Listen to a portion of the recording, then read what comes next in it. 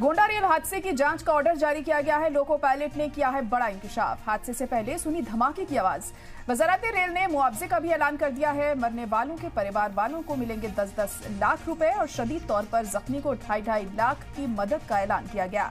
हादसे में 4 मुसाफिरों की मौत हो गई है और कई लोग इसमें जख्मी हैं। चंडीगढ़ से गोरखपुर जा रही थी डिब्रूगढ़ एक्सप्रेस के कई डब्बे पटरी से उतर गए, जिसके चलते यह हादसा हुआ। अफरा तफरी का माहौल उस वक्त वहां देखने को मिला जब ये वाकया सामने आया और इसमें 4 लोगों की मौत हो गई है और काफी तादाद में लोग इसमें जख्मी हुए हैं। फिलहाल मुआवजे का भी ऐलान कर दिया गया है। मरने वालों के परिवार वालों को मिलेंगे 10-10 लाख रुपए और शदीद जख्मी लोगों को 2.5 लाख रुपए मिलने का ऐलान किया गया है। तो अहम खबर इस वक्त आपको बता रहे हैं कि एक बड़ा इंकशाफ भी यहां पर हुआ है इस हादसे से जुड़ा हुआ।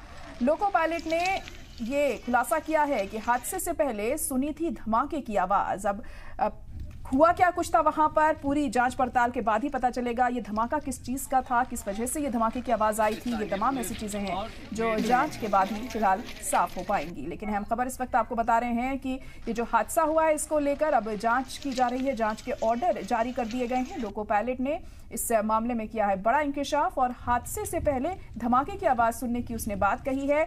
लेकिन किस वजह से ये धमाका हुआ था, ये आवाज क्यों वहां पर आई थी, ये जांच के बाद ही पता चल सकेगा। फिलहाल आपको ये भी बता दें कि मरने वालों के परिवार वालों को 10-10 लाख के मुआवजे का ऐलान किया गया है और शदीद तौर पर जो लोग जख्मी हुए हैं उन्हें 2.5 लाख की मदद भी दी जाएगी।